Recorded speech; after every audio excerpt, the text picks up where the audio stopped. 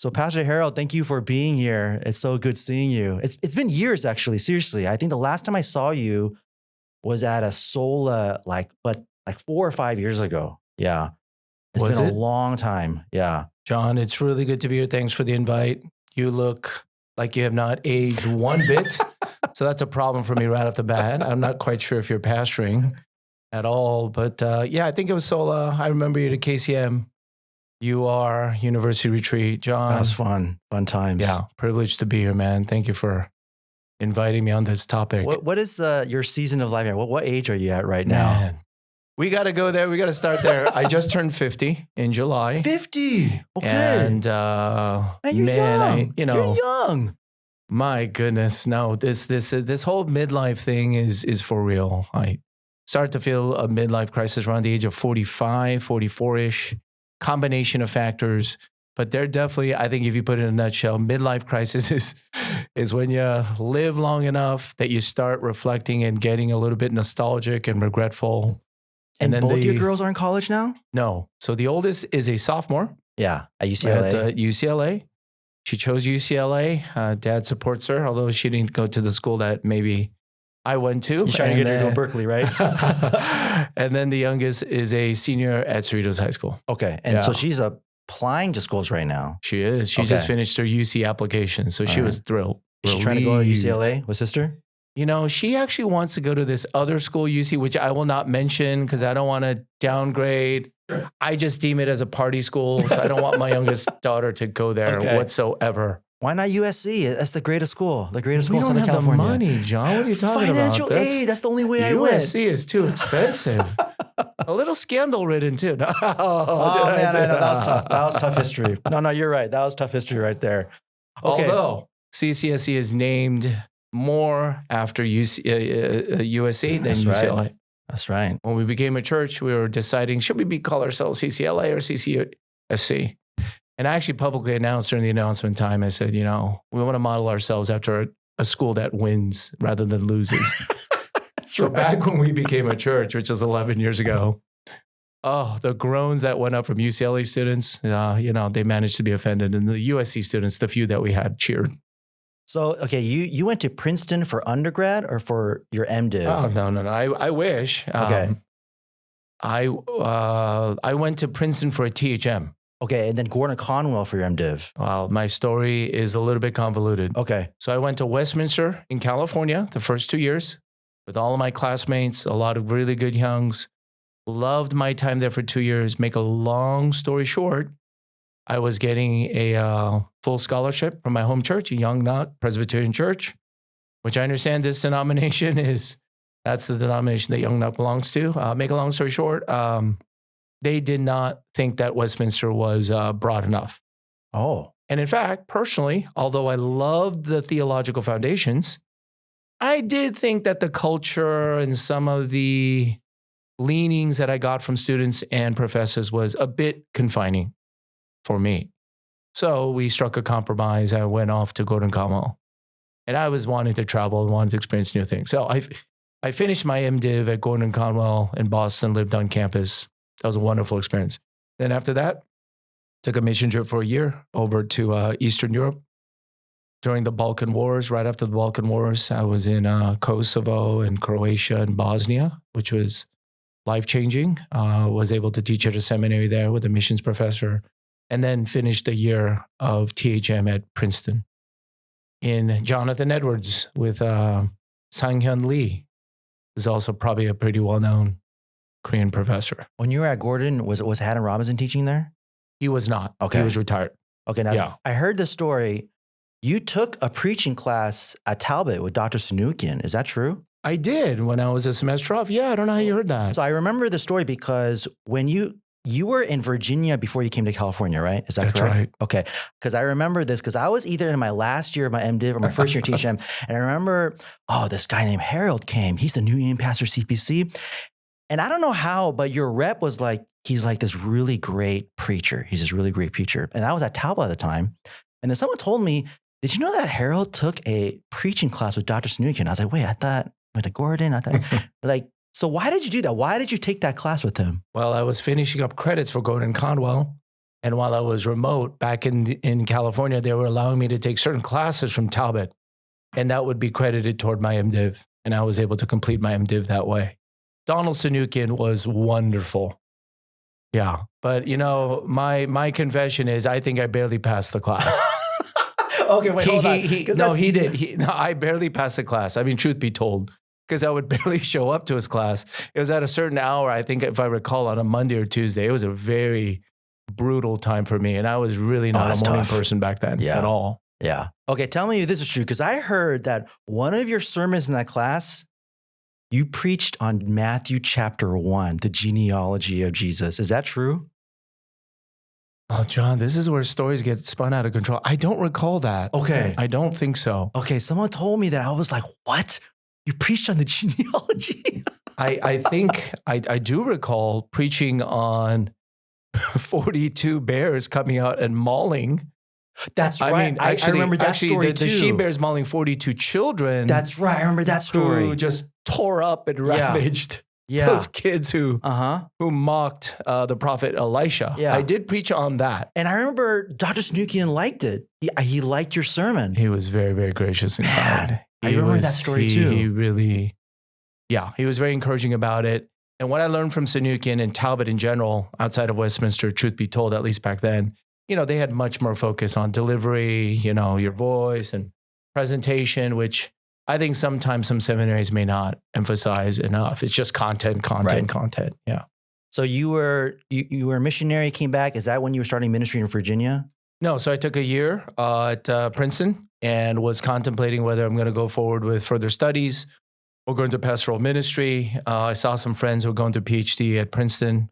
Not that I would have gotten in, but they had absolutely no life. They would wake up, go to the library, had no time even for like going out for a movie on a random weeknight and get back home about 8 or 9 or 10 p.m. And I know myself. I said, that is not for me. I'm not going to survive. So I went into the pastoral route, and my first full-time pastorate was at KCPC in Virginia. The senior pastor of that Korean congregation, very gracious, invited me. And I had a really good friend who was at the English ministry at that time. Yeah. How long were you there in Virginia? I was there for 5.5. That was my first time. This was your first pastoral ministry? Full time. Oh, okay. Yeah. Which is now Christ Central Presbyterian Church. Right, with Owen. Right. So it was an EM at that point. I was 29. No, I'm sorry. I was 27. Yeah, I think you were younger because you were in your young 30s when you came to CPC. I was 27 outside of THM and went to my first church and was a college pastor. It was tough. It was rough in a lot of different ways, adjusting. It was a mega church. It's a really large church. I was adjusting to everything out of seminary, pretty idealistic, academic, lecture-like, give them a lot of information. I don't know if that's changed much to this day, but that was, the first year was quite a ride. And then for some reason, they installed me and asked me to become the lead pastor when I was around 29, as I was getting married. And how did you get from there to CPC? How did you get connected to CPC coming over to California? Yeah, so these are all stories, John. I mean, so I was there 5.5 years. The English ministry there was on its way to particularize, become its own church. We had changed our name. We became a mission church status, changed our name from the English ministry of KCPC to Christ Central Presbyterian Church. I had elders in training, deacons in training. Boy, make a long story short, I had the green light from the retiring senior pastor, Iwon-sang Moksanim. He was the founding pastor. This man is a saint. He's kind of a demigod in that world, one of the largest churches. 새벽 기도 every day, never took a vacation, reputation almost impeccable. But he was like a father figure to me because his daughter had gone to Stanford, and that's where I was a college pastor back when I was an undergraduate student. And his daughter actually ended up marrying my godparents' basically son, who was converted when they were at Stanford. So that's how I got the call.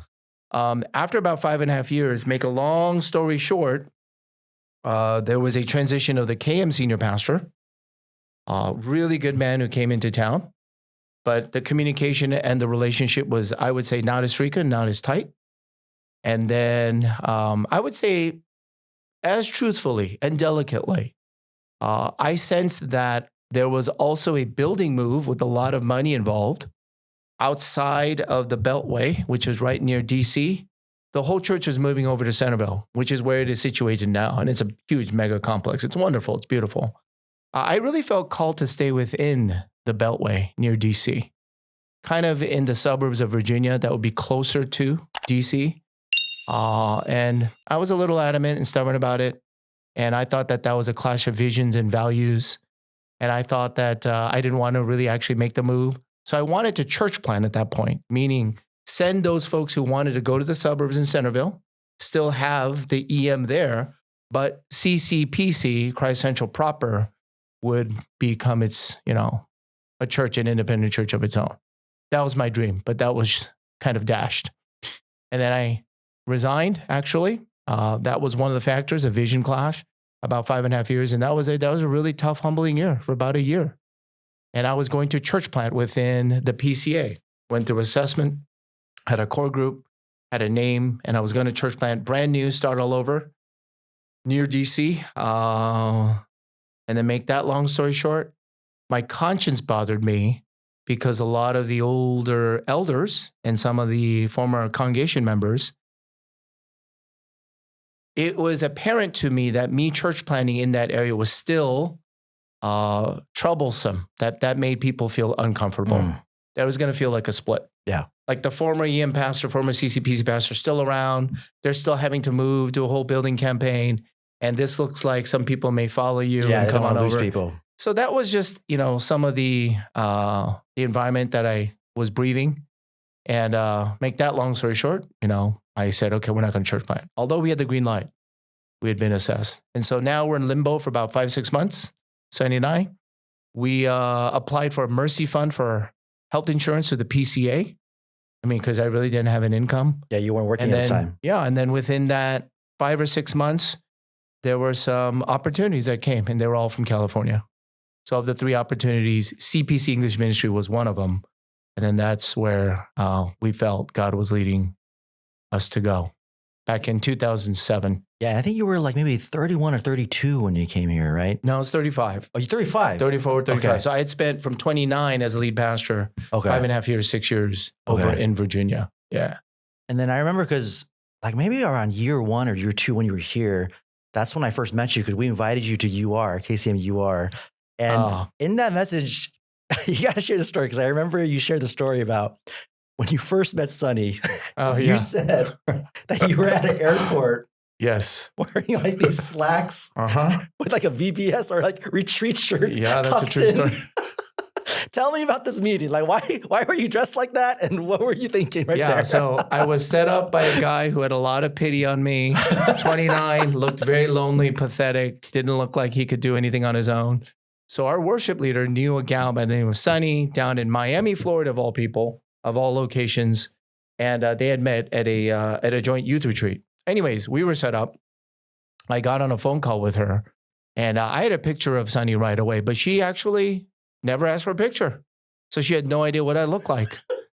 And obviously she fell in love with this voice and this humor and personality, which does not hold true to this day whatsoever. Our love has matured and grown in other ways, but she had no picture. And so I wanted to surprise her and I flew down, booked a ticket, but this is what a dumb guy I am. I booked a ticket to Orlando. She lives in Miami. So I booked a ticket from Virginia, was it DC, down to Orlando, wanting to surprise her. But there's awkward silence on the other end where she says, that's 3, 4, whatever. I don't know how many hours away. And I was just so embarrassed. I said, I already screwed this up. There's no way she's going to like me. And look at this unorganized fool that she's been talking to over the phone. Anyhow, I arrive in Orlando. Again, she has no picture of me.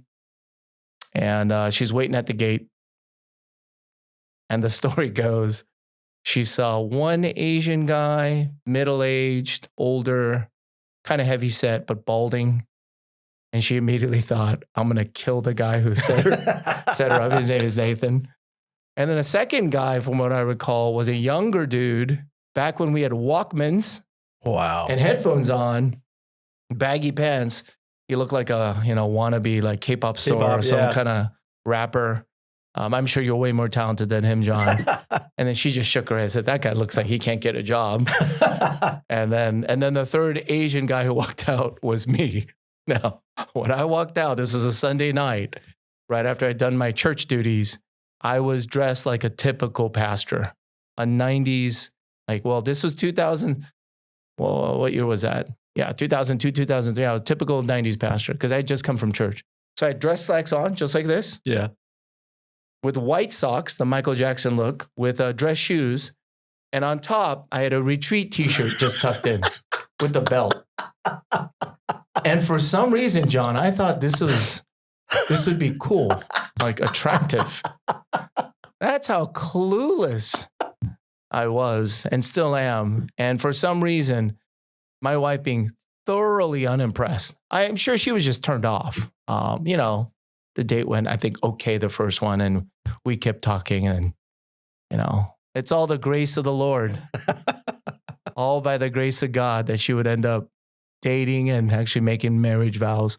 We got married within 3.5 months. Wow. I didn't know that. So as much as I'm bagging on myself here, something worked. Wow. Yeah. You got that charm. You worked the charm on her.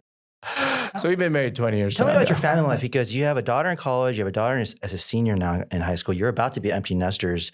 Do you feel like your pastoral ministry has changed or is going to change as now that you're going to be an empty nester? And if it does change, how does it change? Yeah, certainly. That's a great question. I think a combination of personality, testosterone in my youth, style, people that I looked up to. Definitely, I think my preaching or pastoral style was clearly a lot more authoritative. When you first started? Oh, yeah. I mean, at least I think I would say the first maybe 5 to 10 years. I think it was maybe not cultic, but I'd been through some cultic experiences in my past as well. But very authoritative, kind of top down, don't mess with this, and this is the right way. It's the way to follow Jesus. And that kind of came through, at least in, first and foremost in the preaching. What I have seen, I think just by the Lord's grace and patience with me, and people have noticed that too. Yeah, I think my tone and style has become a lot more fatherly. So whereas, I might have been an older brother, maybe the bad older brother in the prodigal son parable, much more, hopefully now, maybe much more approachable, affectionate, expressive, gracious, patient, I hope. As your second is going to go off to college, do you feel like your vision for CCSE, is it going to change? You're going to get stronger, maybe more creative, or are you just going to clarify more? Or do you think it's kind of just all going to stay the same? Yeah, I think they both converge. I think life stage and my girls becoming independent, I think that definitely does factor and converge. We are church planting now. We've been a multi-site church for 6 years. The pandemic, of course, did some wonders, good and bad, and we're coming out of it. But I have more than well equipped. I would, and I'm not just saying this as an exaggeration, some of the finest, godliest, humble, hardworking people I've ever met are on our staff and our leaders now. So I do not have headaches in this department in this current season, which I'm so thankful for. So we're going to be church planting by next year. So Daniel Dinko Kim, who oversees our Artesia Cerritos site, that's our original site where we birthed, became a church. That's right next to Cerritos Presbyterian Church. By March of next year, Daniel Dinko Kim will become the regular preacher. I mean, visibly, publicly, that'll be a sign that things have changed. And then when he is able to select and train and ordain his own elders, that's when they officially become their own church. So just like I would say akin to my girls growing up and becoming independent and entrusting them, hopefully we have instilled some truth and wisdom and direction and love in their life. I'm so thankful that both of my girls love God, are attracted to the gospel, love and are committed to the church, in spite of all the failings of their mom and dad, especially their dad, and being PKs. It really is a miracle to see that their faith is more than alive and well. But anyhow, yeah, we're transitioning from a multi-site ministry to a church planting ministry. Having said that, church planting was always my original vision. I wanted a church plant, failed to launch. I actually wanted a church plant about 6 or 7 years ago. However, our leaders felt at that time that we weren't able to, I guess, launch with the leader that was ready. They still wanted me to do maybe both sites. And then 6 years flew by. Yeah. And I Especially found with that pandemic. Yeah, and 6 years flew by, and I felt a lot of limitations in that as well. I don't think churches, well, that's my whole other experience now. I think it's very rare to do healthy, vibrant, biblical model shepherding type of churches with multi-sites, unless you're a mega church, right? You can be with all the resources and the people, but we just really want to be vibrant, healthy to attract more non-believers and, shepherd and disciple who attend the church at that site. So yeah, church planning. Entrusting when our quote unquote kids or our younger siblings have fully grown and matured, investing, empowering, letting go entirely. Daniel Dinko in that church knows that every officer, there's no member of our church that I have ever in any way dissuaded or discouraged from wanting to follow this vision, this location with Pastor Dinko. And I think that's a healthier way of doing church planning. And I think Pastor Dinko himself is pretty ecstatic. He's encouraged. He's got people, he's got resources, he's got maybe some mentorship wherever he needs it, and he just got assessed. And there's a good number of people now who have committed. And I can't be more thrilled.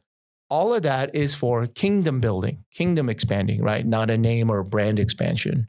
It's not for promotion of a certain thing, but more non-believers and neighbors are attracted. These statistics bear out. It's not even close. When you plant a new church, what is it, 3 to 4 more times? I think non-believers come. I mean, the rates on everything from non-believers attending, conversion rates, how many people attend your membership class that are non-churched, exponential increase when you plant a new church. So, some of the reasons why we're doing that. There are things that you're saying that is not very common, like letting go, things like not building up a brand and identity. These are uncommon when it comes to churches. Usually churches want to get big. They want to grow. They don't want to let go. Yeah. Kind of like what you said back in Virginia, like they were a little weary of you planting there because they were afraid to lose members. Yeah. I feel like Korean churches especially are behind in church planting because of these reasons. Like we want to stay big and we don't want to let people go. So when you were thinking about planting out from the beginning, what were some of the marks or the signs that you knew you had to get through to get to this point? Wonderful question. It saddens me that it's somewhat an anomaly, but I think I give a lot of history, and there's a context to this. I mean, you hit it right on the head. It sounds unusual, the lingo of letting go of church planning, and it is, but it's not for me because that's exactly what I've received. That actually is part of my story at CPC.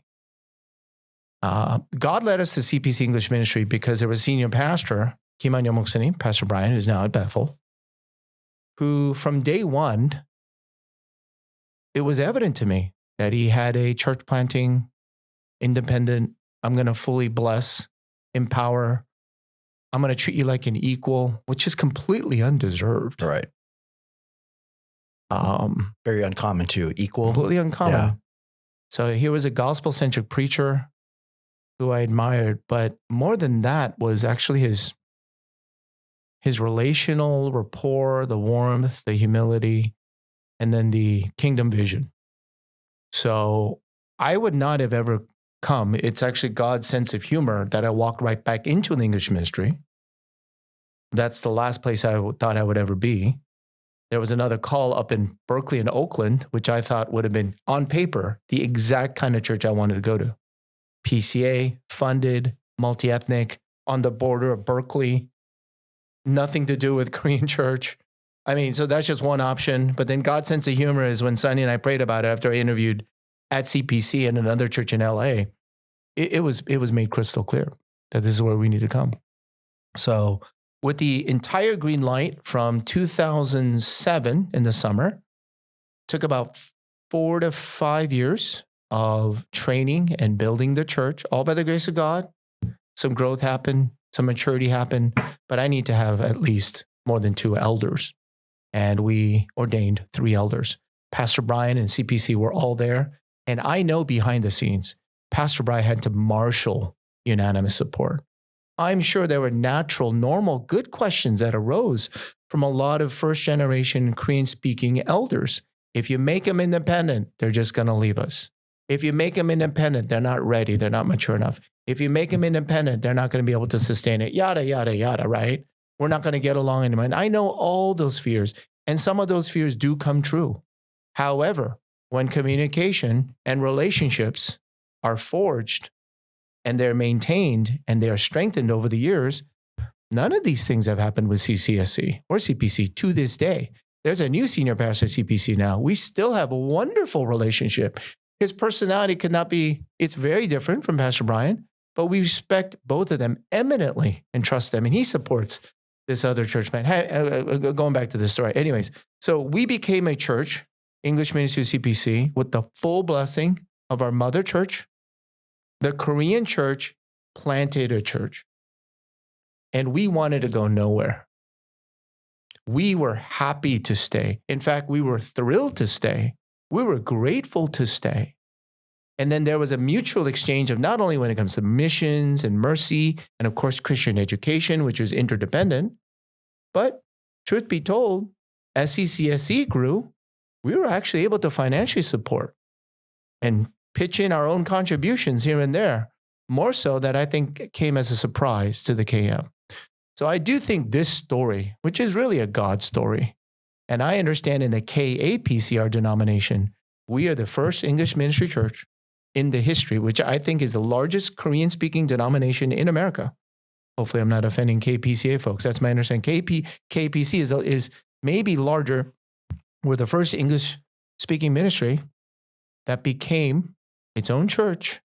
That's first and foremost. And also chose to say side by side. So I think 2 anomalies came together. Now, one more little tidbit. When you say about letting go and empowering and believing in the vision, I was nothing but a recipient of this from CPC. To this day, I'm still a recipient. For some unusual reason, the 3 Korean-speaking senior pastors I've ever worked with closely back in college, Im Dong-hwan 목사님 in San Francisco, KCPC, Yuan-san 목사님 in KCPC in Virginia, and now Kim Han-yeon 목사님, and also Park Kyu-sung 목사님 now at CPC. I would say 4. They've all been actually wonderful, so supportive. I mean, treat like equals. I mean, don't actually impose or intrude in any way. I've never felt this. However, I've always made the initiative to have conversation like this very regularly. I would pose questions. I would want to learn. I would basically want to bounce off a lot of significant decisions. I don't think any significant decision ever happened when I was a pastor those first 5 years of the EM that I didn't bounce off of Pastor Brian. So maybe there was some trust or transparency that had been developed over the years. All right, now back to CCSC. We become a church, the first of its kind in 2011. We have 3 elders, including myself, it's 4. Did you know that by 2012, I was researching just this morning, just to get a little prepared for this talk. And I don't think you're going to be ready for this. And I'm sure no one's going to believe this. You can go look it up in the newspapers. Did you know that when CCSC was growing on the campus of CPC in 2012, Pastor Brian decided with the session to move off campus and worship down the street at a junior high in Norwalk? I heard about that. Yeah, the KM moved out of the campus, right? They moved to out. give you space. Correct, to continue to grow. When I heard that, I thought that was wild. That was so wild. When I shared about this publicly, social media and all this other things, I probably one of the most responded to posts I've ever put out there. And in no way, shape, or form was I bragging. I was saying I'm speechless. I'm astounded. It's like seeing a unicorn, right? Pastor Brian, CPC got a lot of flack for that. It didn't work out too well when they moved off the campus. A lot of hassle to it. But that move, I mean, you talk about letting go. They own the building. Yeah, it's wild. We pay hardly nothing. We were tithing, but tithing out of our budget. Back then, that wasn't that much. for them to move a congregation that was 2-3 times our size, it's about 2-3 times our size at that point. We were growing. It was just a complete sacrifice. Now, when this news broke out, I think there were some newspapers. I wish I was fluent in Korean to be able to share that story. But yeah, that's had an effect on me, John. And, I'm glad, actually. I'd forgotten about this for quite some time. I'm glad I'm able to share about it a little bit. That influence, that impression of gospel sacrifice, kingdom vision, even though it may not have worked out, it's probably one of the most significant factors as to why to this day CCSE, however, their children's generation and their friends and neighbors are, I think, sustaining a pretty vibrant, healthy gospel ministry to this day. And we're able to church plant ourselves now. So church planting is in our DNA. Now, personally, it was in my DNA. I only came to CPC because I wanted church plant and failed to launch. Then I come to CPC and see a mother church plant us out that way and then make a move, almost move out of the way so that we could flourish and grow. It was the most natural, easiest thing. In fact, there have been so many tears of joy. One of the best things we've ever done, we know it as CCSE leadership, is to be able to give away people, our pastors, our resources. And please, it's not a split. We're planting you. And you go and you flourish. They chose their own name. They're going to have their own elders. And they're only going to come and consult me if they need something, Oh, so they're not called CCSE then? No, they're not. They chose their own name, actually. Oh, okay. I didn't know that. But they're still part of the CCSE network or no? Well, the networks is just a loose affiliation of relationship. Okay. Let's talk about this a little bit because you do have a CCSE out in Virginia with Owen. There's another CCSE. And these are called CCSE? Like San Francisco or the Bay or Virginia, something like that? Yeah, well, the church, where Owen's at, the large one there was called because, when I was there, we were training the elders to become its own church. Yeah. And then you got, you just told me Ben, right? On the Bay, CCSE. Mm-hmm. And now this fourth one. So what is this? Is this an association? Is it just more for accountability? Do you share vision and you guys are like, we have to agree on this? Or is it more for just like accountability and relationship?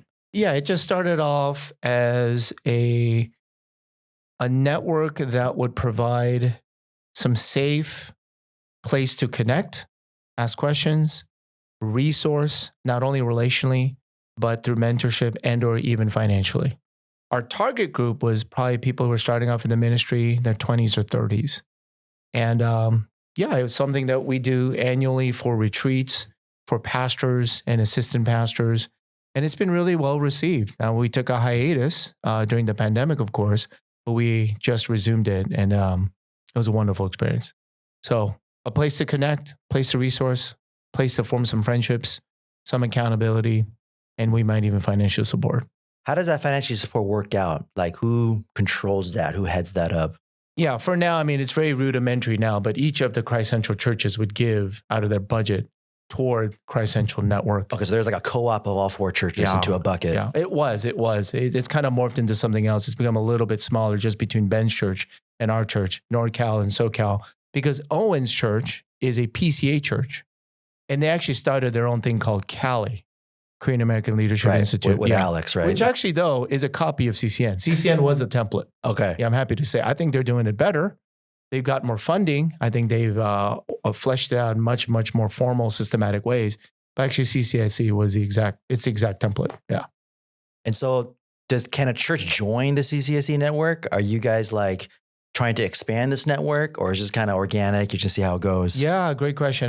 The last one, our pastoral retreats have run we max out at about 20. So, it's a small space, CCSE funds it. So for each pastor, most of it's subsidized and you're going to eat the best and have, great experiences and we're all together. So for now, a little bit kind of drilling down to smaller groups and it's by invite only for now. And we've had enough of a list where, we're not advertising it openly, but there may come a day for that. Yeah. But it's non-denominational. Oh yeah. It's not like you have to be called Christ Central or Presbyterian or even Reformed. I would not say that that's the case. Yeah. Oh, so like a Southern Baptist church could join the CCSE network? Certainly. Okay. Certainly. But this is just for really fellowship and resourcing purposes. Yeah. Why wouldn't they? So it's not really a denomination or anything like that. All. Yeah. Not at all. We never pretend to be.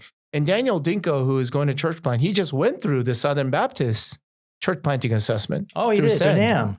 Through Awesome. Send. And he said it was one of the most encouraging. Yeah. It was a bigger blessing than he could have expected or described. Yeah. He did it up in Seattle, in Tacoma. He just came back. That's great.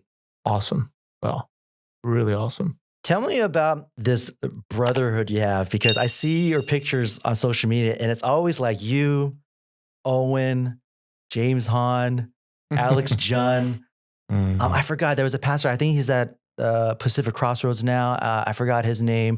But it's like this brotherhood. How do you guys all know each other? Did you guys all go to seminary together at the same time? There's like this strong circle here that I always see. I'm very happy to talk about this. Yeah, I think rare is the gift and the treasure of lifelong friendships. Lifelong friendships. My most precious, endearing relationships outside of Jesus, Father, God, Holy Spirit, and my wife and family are these friendships that were forged when I was an undergrad in college. So you guys all knew each other in college days. Well, yeah. So a few of us, but I mean, I'll get this. Gonna brag about my friends here. When I was at Berkeley as an undergrad, there is undoubtedly a revival that occurred. Looking back, there's just no way around it. There was a revival that happened. It's not because it was well organized. In fact, it was kind of student led. But there was a pastor, David Yee, and the college group up there was blowing up next to Brooklyn. This is another church called KCPC. I went to Brooklyn Baptist for 2 years and then transferred over. The college group was just really, really blown up. And just in my class now, okay? I'm not talking about just the same school or the same church. My graduating class was Owen Lee, Lloyd Kim, who is now the director of mission to the world, the whole missionary arm of the PCA. Yeah. Owen and Lloyd, we were roommates at Westminster, San Diego. Oh. We didn't just go to school together. We were roommates. Yeah. Another guy by the name of Eugene No was going to go into pastoral ministry. Actually went into seminary, no longer pastoring. Brilliant engineer from Berkeley. I think he's out in Singapore now. Frank Hahn, another classmate. There were 5 of us who all wanted to go in pastoral ministry. All graduated together. In my graduating class, there was another young who's 2 years older than I am, but he graduated at the same time with me, is Tim Lim, who's the founding senior pastor of M.Div Moksanim's son. He's a missionary now in Cambodia, but actually now he's in Sacramento. Tim Lim graduated together with us. There are 6 or 7 of us there from Berkeley, from the same church, who all went to Westminster together. And I really feel like, I don't deserve or belong to a group like that. Then at Westminster, we all became really good friends with Joel Kim, who is now the president. He's my same class. Wow, I didn't know that. I did not know that. Yeah. We all were just amazed by Joel, his bilingual abilities, but more than that, the kind of person he is. Then our young, who was just one of the most encouraging, poured a lot of love into us, was Julius Kim, who is now the president of the Gospel Coalition. Mm-hmm. He was president of the student body, I think, by my first or second year. And he gave me a really hard time when I was transferring over to Gordon Conwell. And then there's an Alex Junn, who is also really good friends with New Life. He was there, the head elder, he's another unicorn because he's so multi-talented. I love that brother to death. And then James Hahn, we just included sometimes, because, he's a really funny guy. Yeah. And he works out really hard. No, I'm just kidding.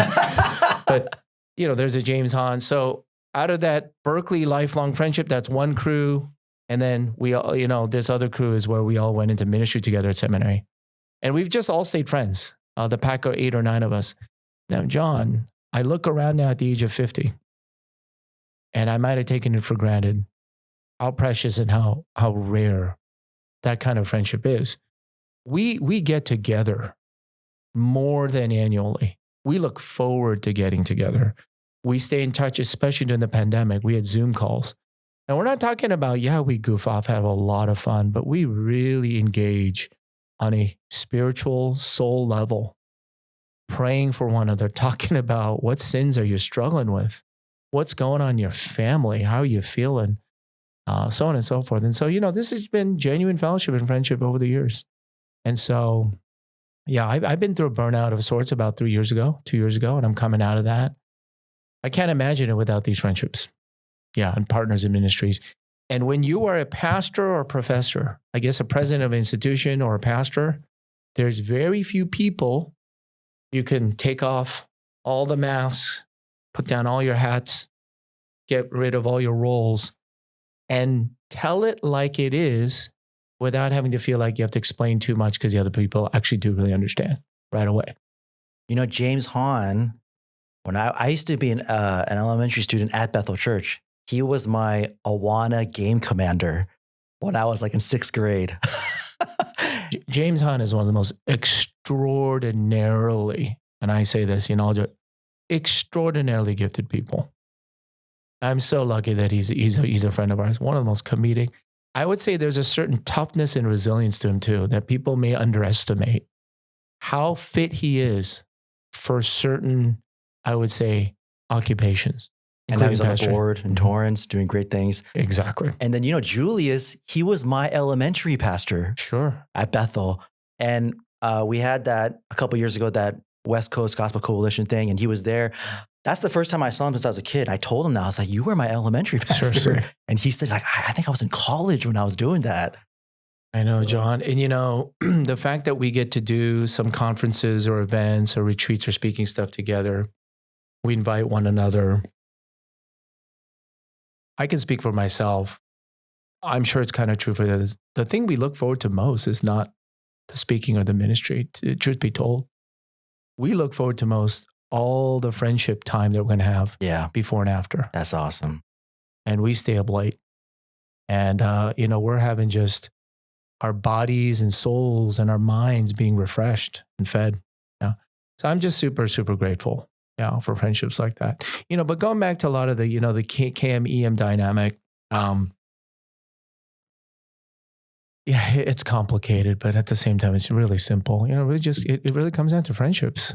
Just comes down to relationships and friendships. I think that is as high tech and advanced as we get, and everything's remote here. Especially when it comes to church, when I see what Jesus did with the disciples, empowering, discipling, letting go, sacrificing himself for the other. I think the followers, when you start to sense and smell that leader or mentor who treats you like an equal from day one, which you don't even deserve. It's unbelievable. But then you begin to kind of discern, my goodness, that person's motivation and intent is actually all out for us. It's really all out for the next generation. They're willing to actually pay a price for it. I don't think of anything else that could be more galvanizing, more inspiring. I think that's the bloodstream of a gospel reproduction. And, it's happening. It is happening. And, I don't know anyone else who is more sacrificial than our fathers and mothers of the first generation in their lives of prayer, in their lives of giving, in their lives of dedication. And I know maybe some things we can complain and wail about, of course. There was a sacrifice, a compromise on this front or that. But I know when I look at the church and the vitality and then the next generation that's being raised, I'm immensely humbled and grateful by that as well. But I think the communication relationship, that just needs to be worked on. Yeah, that's what we talk about all the time here. We think that the central key to bridging KM and EM is relationship.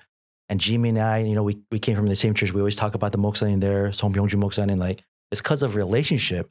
Like he had a relationship with us. Oh, we know Reverend Song from Yongnak. Yes. Good friends with my wonderful man. Wonderful. Yeah. So you started off with this KM-EM model. Mm-hmm.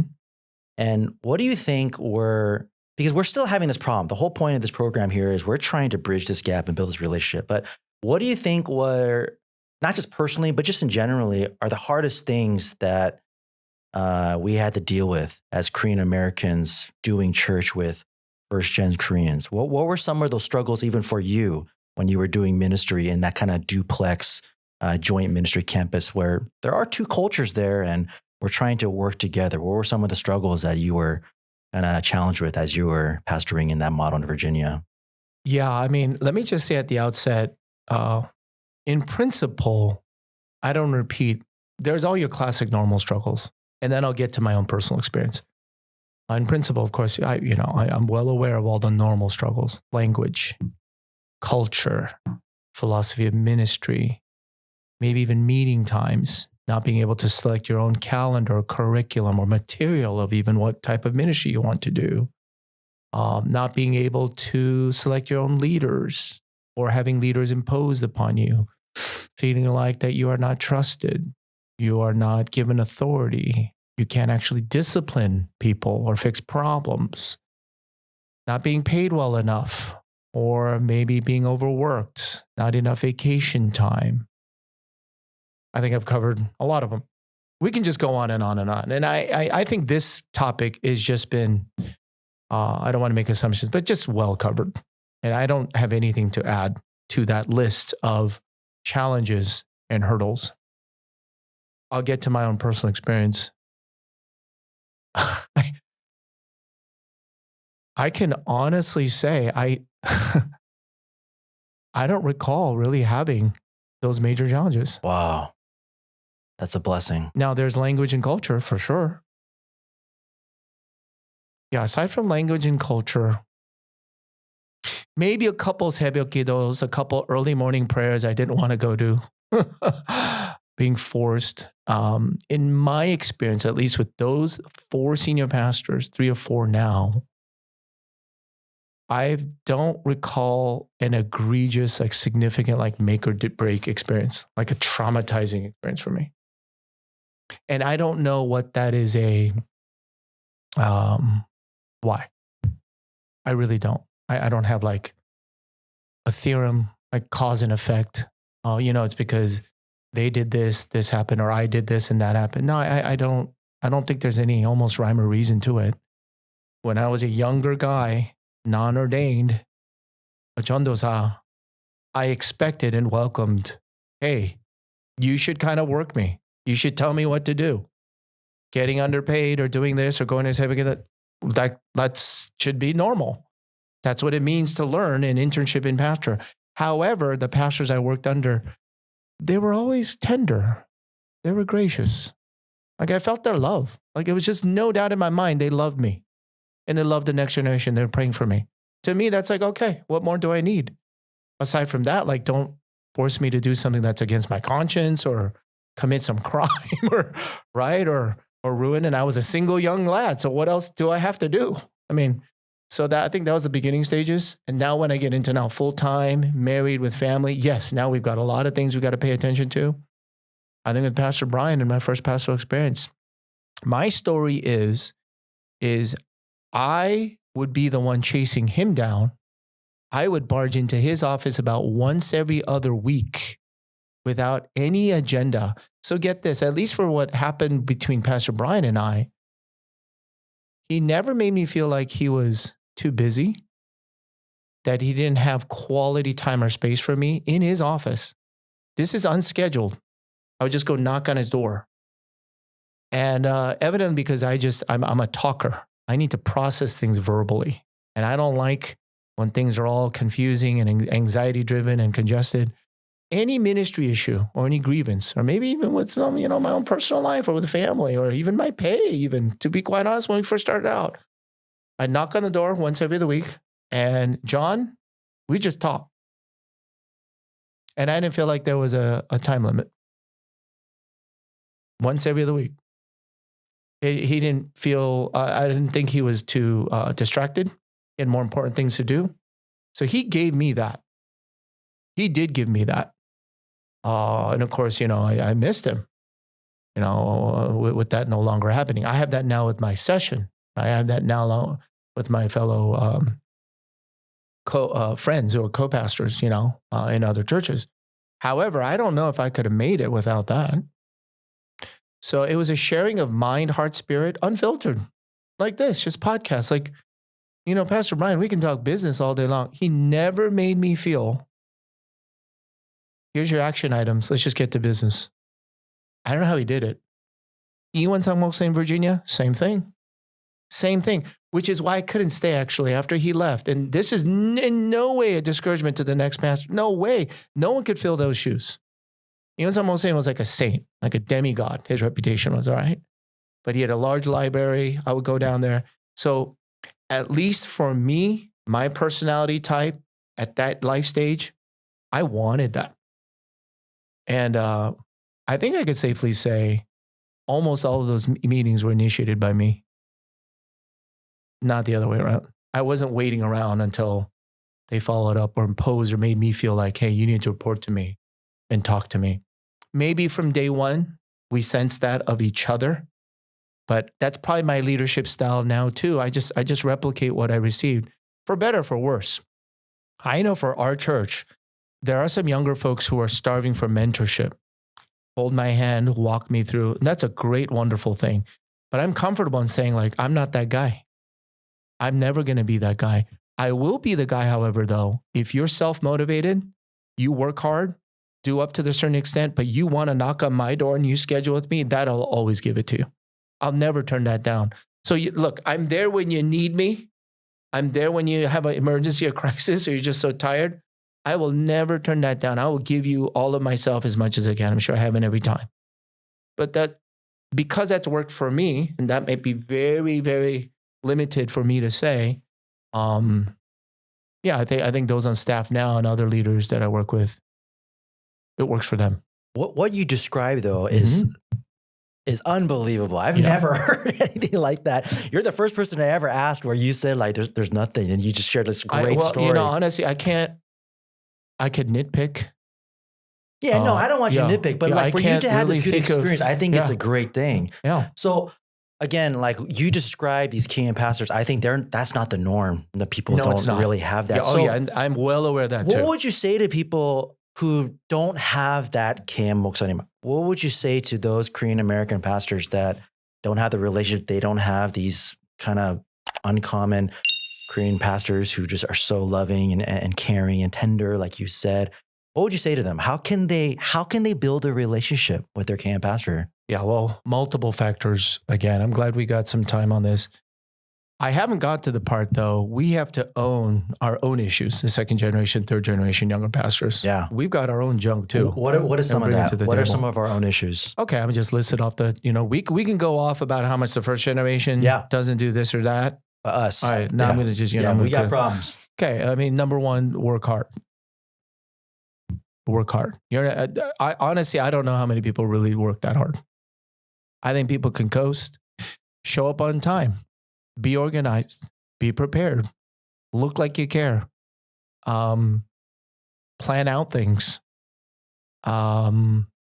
When things go wrong in your ministry or department, whatever it be, I think, as Jesus said, I think a lot of senior pastors who are very busy, they are very busy.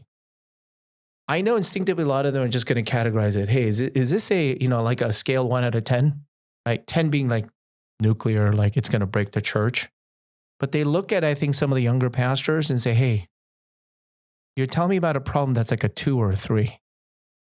And you're coming to me with that? Like, you don't know how to handle that?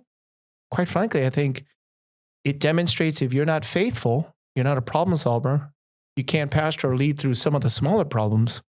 Why would then you be entrusted, right? Or expanded in your leadership or ministry? Relationships. I think your relationship with the church, people can sense when the pastor is really all there for them or not in the long run. There's no way you can hide it. And now this is where the pendulum is strong. I think as much as we may criticize our parents for sacrificing their wives and their children on the altar of ministry, right? The other pendulum is in our generation. I have seen this.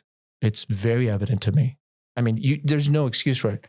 They sacrifice ministry entirely on the altar for family and kids. I mean, church members can't get in touch with their pastor now because the pastor has an entire weekend filled with sports and extracurricular activities with their kids and family. That has to be solved. Does that make sense? That has to be communicated, navigated through. Yeah. Because you're a full-time pastor and you've got kids that are just wonderful at this and this and this. That's wonderful. Guess what? That's everybody. Everyone has to struggle with this. Lack of prayer, lack of spirituality, lack of oomph, lack of, look, I sound like a first generation guy, right? I can just go on and on and on. The first thing out of certain people's mouth when they have actually not even proven anything yet, John, I'll say that carefully. They've not been faithful. They've not been exercising leadership. They have no track record. They're like fresh out of seminary. And I could say this openly. one of the camp senior pastors complained to me and said, Harold, what do I do with some of these new graduates? Because some of them have mentioned your name of what you were getting paid when you first became a lead pastor here at CPC EM. When I hear this, I'm a little bit embarrassed. And at the same time, what the camp senior pastor is asking me, though, he's saying, but Harold, the guys who are asking for this, they just graduated from seminary. You came from 5.5 years of leading a larger growing church. There's been something proven there, right? And then we know of you and some of the other things. They want a certain rate.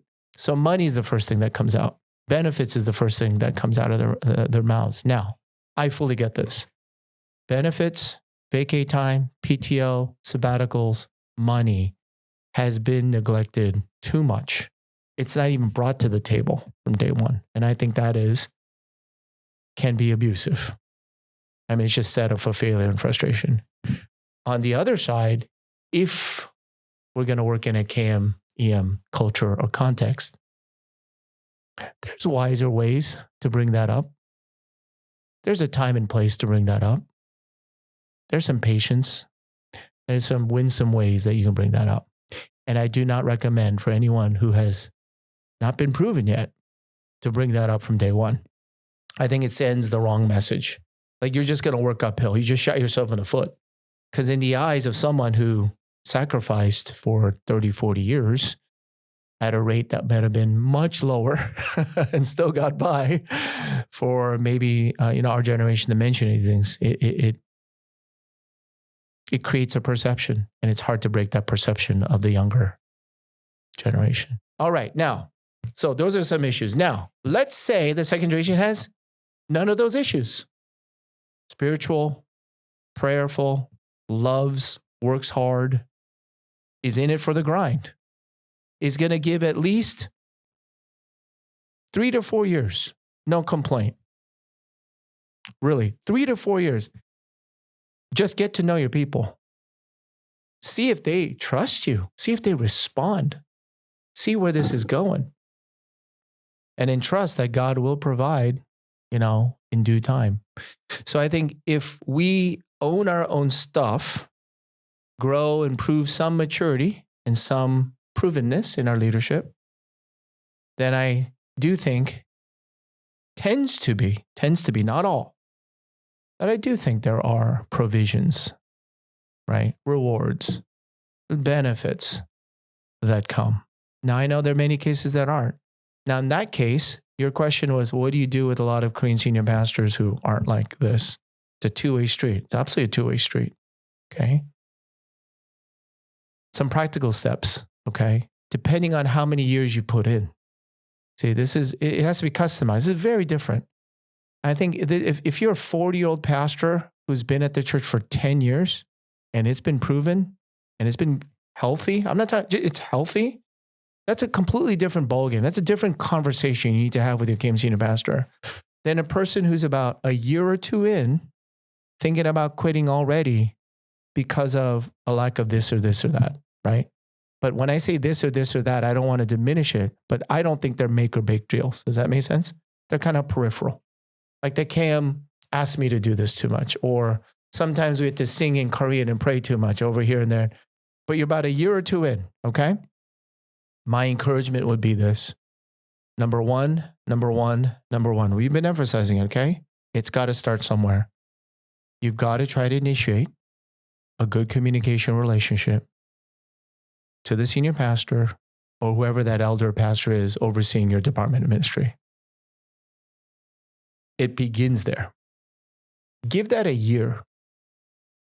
How about take them out? Write them a card. Give them a gift card. How about you get creative? How about you stop looking at it that they need to do something for you? Show appreciation. Show due honor and respect. That's how Asian cultures work. It's not hard, right? Show due appreciation, respect. Take them out to lunch or meal. Or just say, I just want to talk to you. Pick their brain. Ask. Be teachable. Be available. Be the one that say, I want to learn. What do you think I'm doing now? Okay? Give that a year. Now, sad to say, people who've tried that, they don't even get that. Everyone's too busy. They don't want to spend time. They don't want to mentor. And after a year, then I would say, if that hasn't worked out, you are supremely unhealthy and unhappy, then I think you can contemplate making a change. Sure. This is a very simplistic rundown, right? And then also, I think at Asian American Leadership Conference with Corey Ishida, I love what he said when people are contemplating, because the number one question that came through this year, 67% of the questions that came at AALC was, how do I know when it's time to leave a church? This tells you where everyone's at. Some people are asking, how do I know when it's not only time to leave a church, it's leaving pastoral ministry altogether? Okay. But we're here on this podcast to get hopefully some constructive solution based here. We can just sit and talk about all the problems. Here's some solutions and possible solutions. I love what Corey Ishida said. It's not only that you are personally unhealthy, can't work in those conditions, okay? After about maybe a year of talking, persuading, he says, but if your family is suffering unduly, I mean, your wife and your children, right?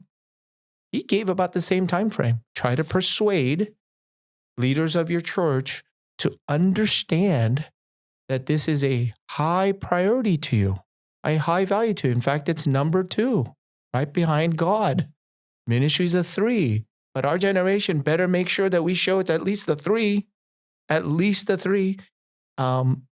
if your family is not supported or healthy, then it's time to leave. Yeah, if we're married and children. That is also, another factor. But what do we do when the communication is not there? What do we do when the relationship is not reciprocated?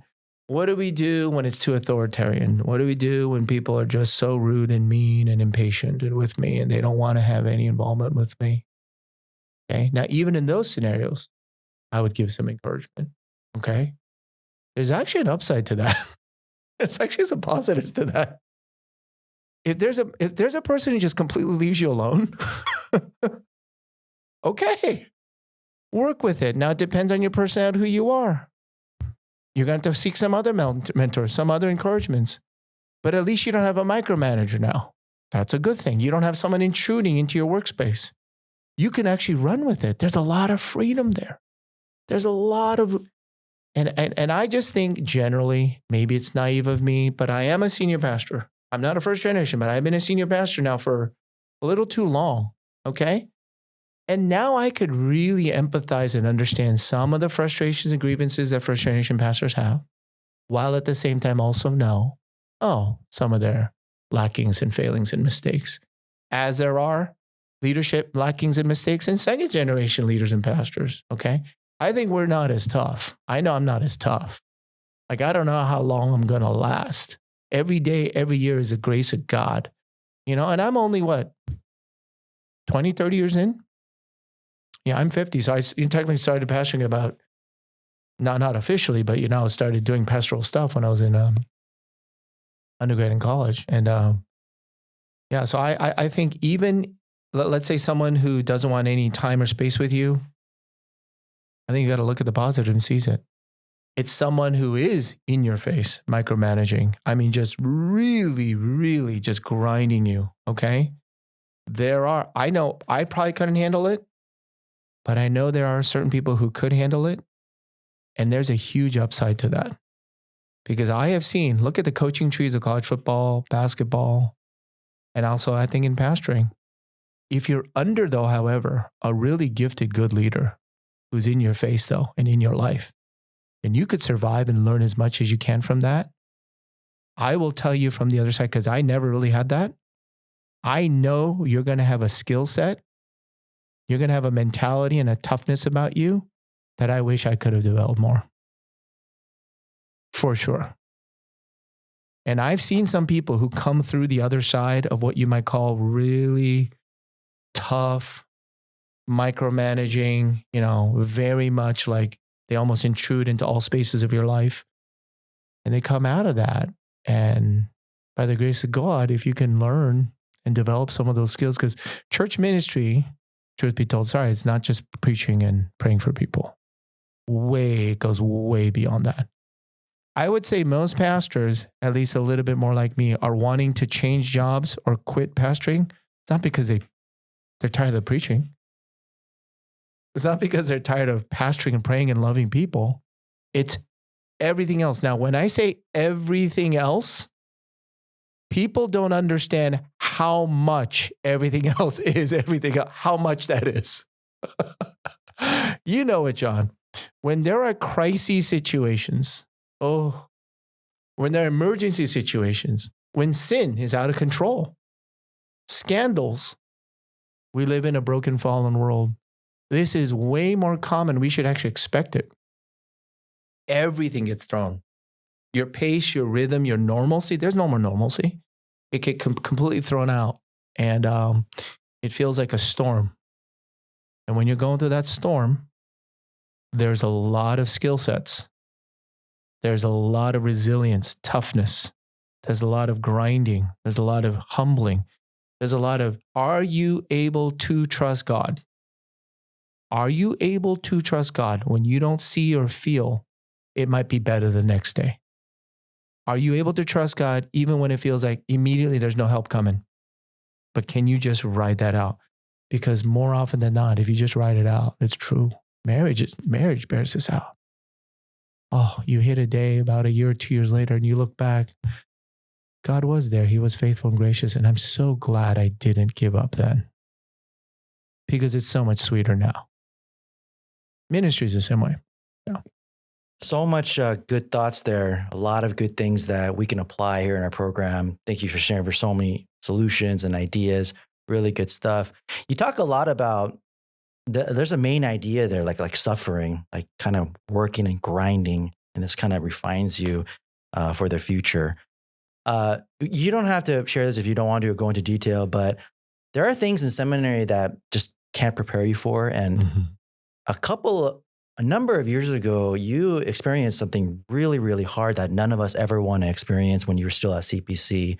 You had to take a sabbatical, I think. It was when someone in your congregation that you had a relationship with, I think they took their own life, and it was really dark time for you. Oh yeah, that was several years ago. You don't have to go into detail if you don't want to. Oh, yeah. Just thinking about that though, like suffering with that. Again, these are things that seminary doesn't prepare you for. So what were some of those things that you were trying to do to kind of get out of it? Was there a moment where you were like, I'm done with pastoral ministry? Because I know that was really, really hard. Oh man, thanks for bringing that up. At that point, no, I didn't think I was done with pastoral ministry. I think that's about now 7-8 years ago. My time frame may be off. It was someone who probably was among the 30 to 25 closest people personally to me and my family. My girls called him Uncle Sean. Oh man. Yeah, he's from Paraguay. I still will never forget his light up the room, energy giving laugh. One of the most generous, boisterous guys. Yeah, love him to death. So yeah, he was part of the 25 or 30. Going back, my mind rambles. This is how I usually, I'm just going back on the seminary statement. No way, shape or form is anyone bashing seminaries. Seminaries can only do so much, and they're getting better. It's kind of a scope. There's seminaries, any program, any institution, only churches, even churches can only do so much. And we're so grateful, indebted to seminaries. And everyone should go to seminary if they go to pastoral ministry, at least. Right. Get that training. Having said that, right, now we're in real life ministry. I like how Jesus takes his disciples, and yeah, the 3 years with him must have been golden, the best discipleship school you could ever go through. Having said that, it was 3 years. After 3 years, he was gone. Gave his Holy Spirit.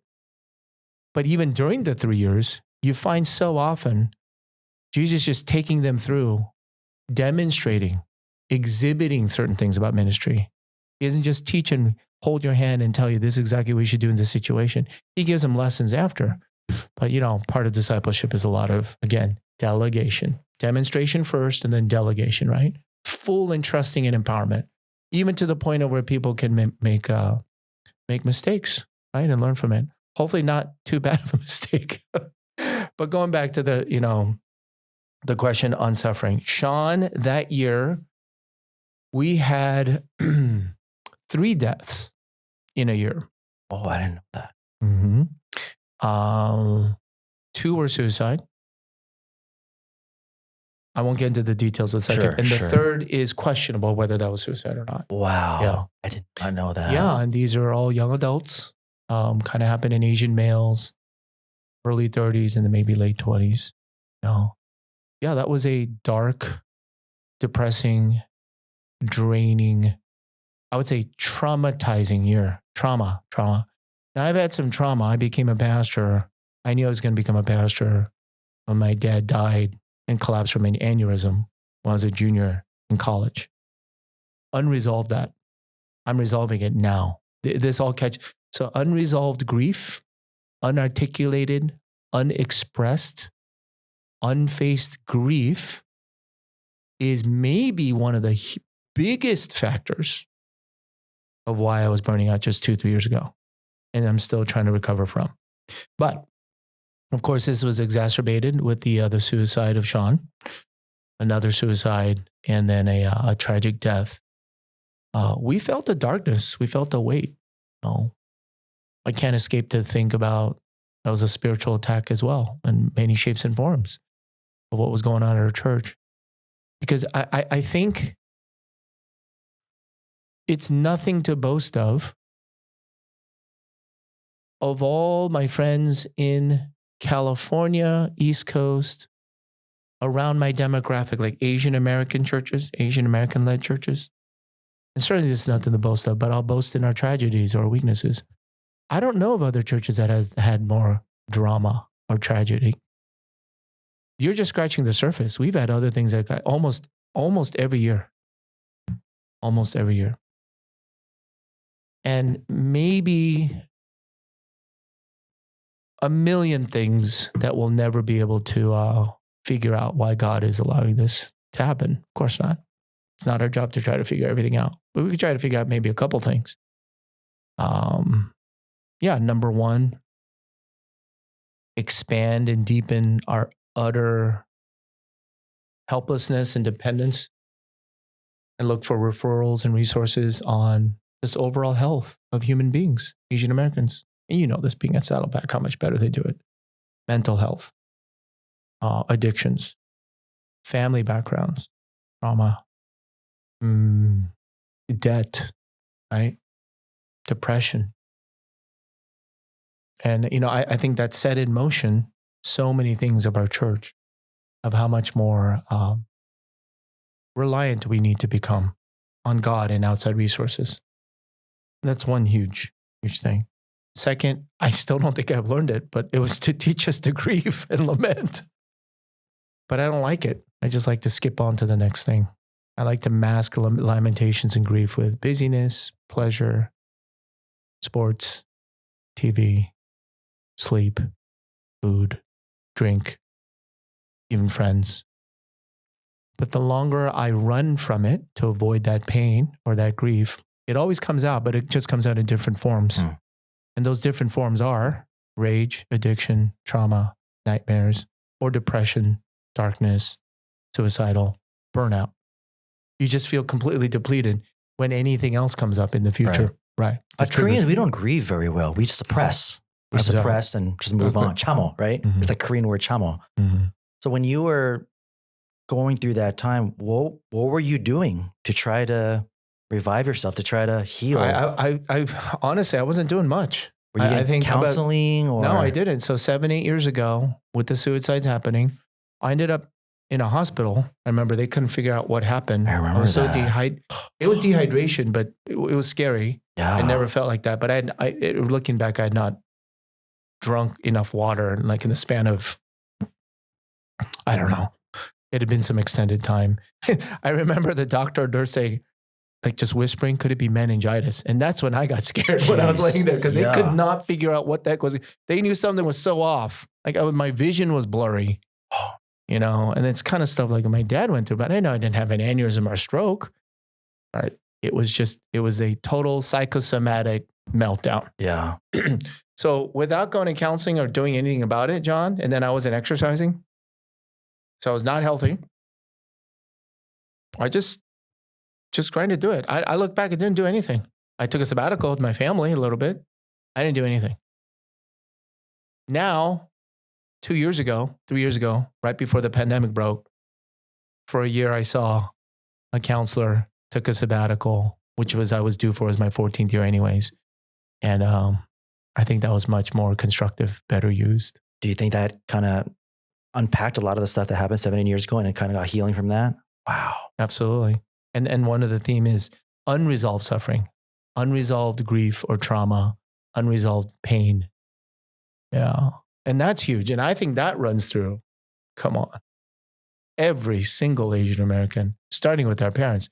Now, the time when I was maybe most, we started a grief small group. So one of the resources things we started. Great. It's not only the most popular small group. Yeah. Probably the most powerful. Yeah. Okay. It's not even close. Mm-hmm. They go through weekly course of grief small group. And a lot of the larger churches do some of this so much better. But Asian American churches, we have to tap into this. Yes. Because that right there is how the gospel and the scriptures and the Holy Spirit works in a much more liberating, powerful, poignant way all the way through your own personal family history, so on and so forth. Anyways, but I was dragged into one of these grief groups. That's how much I avoid grief. One day, just to check out, hey, what's one of our small groups doing? One of our female counselors, the ones on staff, she knew that I need to be there. And she just kind of made it all polite, Pastor, you should just come check it out. Oh, you went to your church's grief group? Yeah, to check it out. Okay. This is years ago. This was before I saw a professional outside counselor. And then what dawned on me then, I think I ended up pretty much just without words. I ended up kind of just weeping. And I was really shocked and surprised by it. The reason was because I realized I was at the exact age that my mom was when she became a widow. So she was 45. I remember this. I just turned like 44, 45. She was 44. My dad was 46. And she was 44. And sitting in the small group, what you just mentioned about how much my parents' generation had no resources, outlets, or comforts to even talk about this. Yeah, they had nothing. Yeah. So I was grieving that. Still grieving that. Yeah, but unresolved grief, not just grief, unresolved trauma, unresolved pain. It just comes out in different forms with different energies later on. It comes out in midlife most often. In Asian culture, especially what we just said, like our parents never had this stuff. So there's nothing for them to pass down to us. And a lot of relationships between first gen and second gen, it's not the same relationship that you and I have with our kids, right? There's a lot of even language gaps back then. Much harder. As pastors though, as Asian pastors, there's such a huge honor shame thing going on. Mm-hmm. How did you do that? Like, did you ever feel like embarrassed or like I'm the head pastor, I can't show this weakness, which is very common in our Korean culture. How did you get through that kind of like, oh, what if people look at me and they think I'm not fit? Because I feel like a lot of people, especially my age, think that like, I don't want to get counseling because I don't want people to know that I have problems. How did you work through that? Interesting. Yeah, working backwards on that. No, maybe some of the people aren't going to counseling as much, but I feel like the tide has shifted, at least my daughter's generation now. Counseling is really kosher. Like it's normal. You should. It's great. I think there's a lot of encouragement, like the therapeutic talk, right? Psychoanalytical talk. I mean, toxicity and being healthy, and all this is, I think, a very good emphasis that has now arisen in our day and age. The danger with that, however, with a lot more counseling going on is what kind of counseling are you going to get though? Right. Yeah. If it's just therapy and just medication, that's, I think, could be pretty lethal. For sure. Bad. But I'm sorry, your original question, I was working back. How did you work through that like shame because of the fear maybe? Yeah. Oh, like I'm the head pastor. Simple. Do I have to, I want people to know. Yeah. No, real simple. I'm a prideful, shame-based, honor-based person for sure. I think I give honor and respect freely and liberally. All starts with my dad. Good relationship. I think the Kim senior pastors, I think that comes through. But at the same time, like I want that. Probably my love language, number one, is like respect and affirmation, like something like that. That's who I am. The only reason I started sharing about it, John, was it was just oozing out of me. It was unbearable. Like I had to talk. Especially during the suicides, I did start to talk about it. I realized how heartbroken I was, crying at the pulpit, right? Grieving the loss of a dear friend. I think it started there, but I had no idea. Now, if I'm articulating it now, this is almost like a counseling session with you now, because I did not connect. Talking about it publicly, losing Sean and other people tragically, now I know for sure what it was bringing up was still unresolved grief. I had not yet fully healed. And I don't know if I'll ever fully heal on this side of heaven. None of us are going to fully heal on this side of heaven. Yeah. Right? I never really fully gotten ever counseling from what happened, when I was in college. And so when these incidents come up, to make a very lame analogy, like my bandwidth is so small. Like you just put it this way, like if someone's hurt, they can't take any more hurt. Like, it's real simple, right? Like if you're traumatized or you have all this stuff going on, you don't have the bandwidth. Yeah. You don't have the tolerance, right? You don't have the capacity. Right. To take in a lot more. And again, God's great sense of humor is he took me into pastoring. Pastoring is, man, I think if people ask me, like, you sum up what is pastoring all about, I'm on the verge of saying is handling pain. Yeah, handling pain. That's what Jesus did for us, right? To save us. That's what his ministry ultimately climactically is about. Can you absorb pain? So what did I do with that? Yeah, the suffering. I keep losing my train of thought. I was just asking more about how were you okay coming out and saying like, I need counseling and things like that. Yeah. So, being in the position that you're in. Right. So, over time, I think, that year with the suicides, it's probably coming out before. My closest best friends, some of my closest best friends from Cal and all, they go to our church too. And yeah, I only talked about my seminary friends, but some of my lifelong friends, one of the nearest and dearest, that's another pocket. They're elders and officers of the church I pastor at, which is another whole world of blessing. That's the fact that they're there and could listen to me and, work with me. They have observed, that a person who's honor and shame based, that just over the years, I don't know why, just became more vulnerable, transparent, expressive, talked about feelings, talked about these things, which was not the most natural, normal thing for anyone my generation. Although my dad was, though. My dad was, I think, atypical. And then over the years it happened. And then it culminated about 2-3 years ago when I just remember everything was piling up. And I didn't notice what was piling up. I was so exhausted, John. I was so exhausted. Burnout is one term. I knew I was in grave trouble when my one go-to passion or joy that got me excited was to prepare for sermons and preach. When that started to disappear, I knew what's going on here. I didn't want to do that. And my church has been so gracious to me that they've tried to customize and cater my whole role to have more time and energy in that. And they're so wonderful. But they could never protect what happens in real life ministries that, makes an emergency crisis. And because you care, pastoring would be very easy if you didn't care.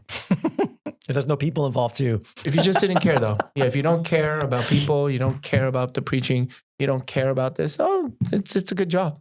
It could be a really good job. But